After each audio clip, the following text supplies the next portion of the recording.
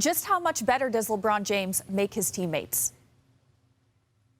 Oh, go ask J.R. Smith. Go ask our very own Iman Shumpert. Go ask Kyrie Irving. Matter of fact, go ask Kevin Love. Oh, come on! Like, do we remember Kevin Love with the Minnesota Timberwolves? Wow. Yes, he was putting up numbers, but look at his body, right?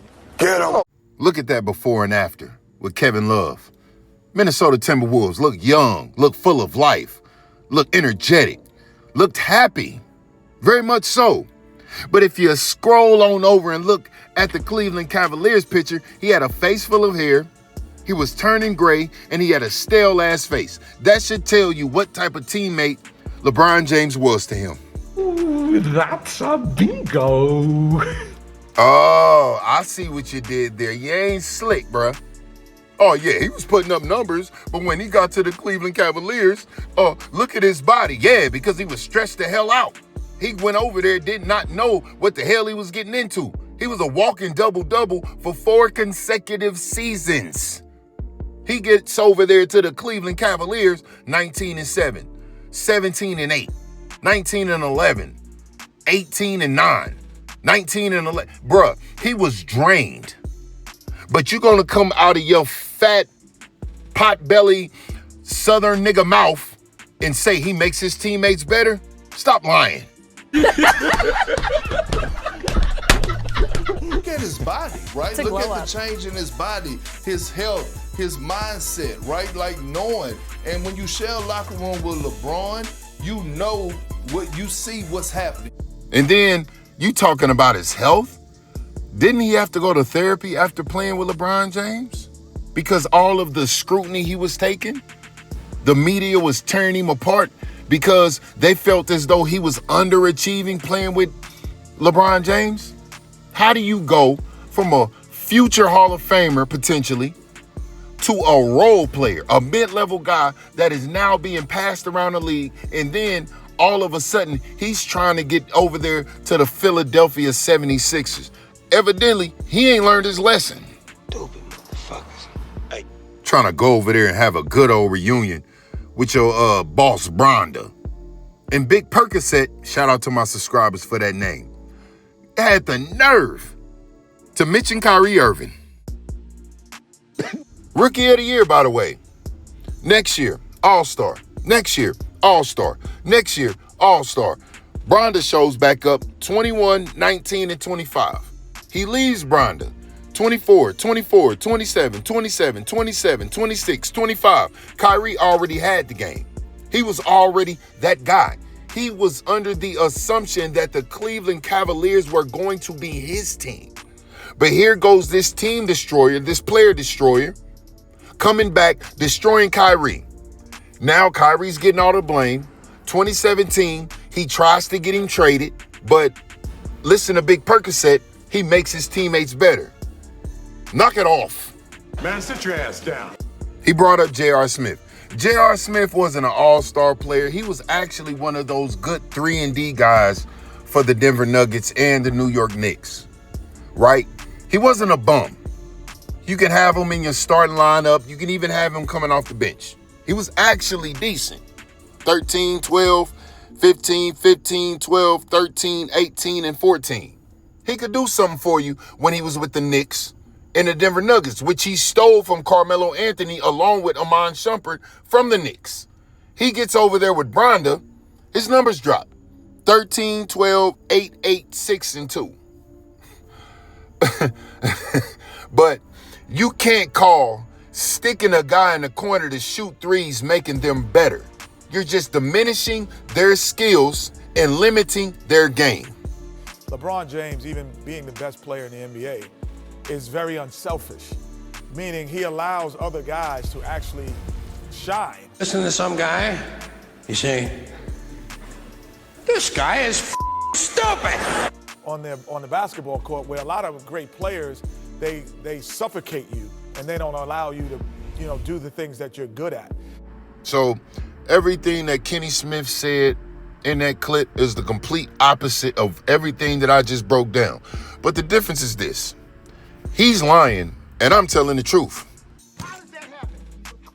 It happens like that because Kenny Smith has a pocket full of Bron bucks. When you are comfortable going on TV and lying, as far as I'm concerned, all of the Bron Goblins are going to hell. But Iman Shumpert's name came up, and Iman Shumpert was a good 3-and-D guy, you know, good role player off the bench, possibly could start in your lineup as well, but he was a corner boy on the Cavaliers just like the rest of them, or the rest of LeBron's teams. You got your Kyle Korvers, George Hills, your Iman Shumperts, J.R. Smiths. Turn Russell Westbrook into a corner boy, knowing damn well he can't play the game of catch and shoot. Danny Green was a corner boy.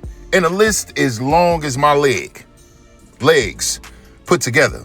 He don't make nobody better. If you can't play corner boy the way he wants you to and knock down them threes, you will be traded. Fast forward 1 or 2 years later, you will be out of the league. But he makes his teammates better, right? No. I remember Iman Shumpert on his podcast. He does so many podcasts, I can't remember the exact one, but I remember watching it. I guess he was with the 2016, 2017 Cavaliers. He had a string of good games, right? Got excited, went to Ty Lue and asked him, hey, can you run some plays for me so I can get more involved in the offense? And he said, Tyronn Lue politely said this to him. He said, hey, man, just go over there and stand in the corner. We're going to let the offense run strictly through LeBron. Does that sound like a guy that lets his teammates be them? He lets his teammates play their game? No, he doesn't allow these guys to flourish. So when people like Big Percocet and Kenny Smith and the rest of these analysts out here that like to push the narrative that he makes his teammates better, just go ahead, go back and do your history, pull the game tapes. Look at all of these players that ended up in bad positions after they left playing with this dude. And Bron kind of holds you accountable like, I'm going to throw a turnover if you're not in the spot I told you to be. I'm going to throw a blind pass over my head. And if you're not there, I'm going to tell coach to take you out. Nick Nurse, this is your boss's ex-teammate telling everybody that this guy throws turnovers on purpose to hold his teammates, quote unquote, accountable. That's not accountability. That's passing off the blame. He missed the three-pointer. Blame him. I made the right play and passed him the ball, but he still managed to miss. It's his fault. But I made the right basketball play, so you can't blame me. Blame my teammate because he missed the three and I passed it to him. This has been going on throughout this dude's whole career. All of these players, he surrounds himself by these quote-unquote 3-and-D guys. When they miss the shot, they go under the bus. It's oh, he's trash, trade him. But he makes his other players better, right? But Nick Nurse, this is the guy that is going to be running your offense next season. D-U-M-M-Y, period. They try to push that narrative, but I mean, you can't prove it. There's no examples you can see and go find and pull up out there that he makes his surrounding players better, his teammates better. Look what he did to Austin Reeves. Before he came back after All-Star break, Austin Reeves was in All-Star conversations, averaging 28 points, playing with Luka. This guy gets jealous, comes back, has Kermit the Paul go on the Game Runner podcast and suggests that Austin Reeves comes off the bench. Fast forward. What's happening now? Austin Reeves is coming off the bench. Old ass clown, just an old ass now. Let a young nigga shine, sit your old ass down.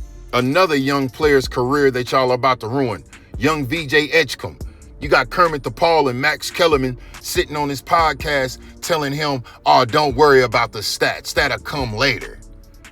Worry about building your value, i.e., worry about being a 3-and-D guy for LeBron. Learn how to shoot threes and play defense. Don't worry about your shots. Worry about playing a role right now. The points will come. The money will come. Build your value up. You want this boy to just be happy playing with LeBron James and having him on that team to lessen his value by going from 16 points to dropping down to 12 points, and you tell them, don't listen to the content creators, listen to us instead because we know what we're talking about, right? That's making a player better, right? This is the narrative that they continue to push, but don't you worry about nothing. I'm going to make a video every time I hear it, and it makes my ass itch every time they say it because it's false. It's a bold-faced lie. But you'll see sooner or later how this is oh so false, and I'm not going to back up because this is a false narrative. But I digress. If you made it to the end of this video, hopefully you subscribe, comment, like, share the damn video, and hit the notification bell for whenever I upload it to be nice. See if there's anybody else out there that thinks like us as in me and you. Don't forget to hit that hype too. And with that being said, good day.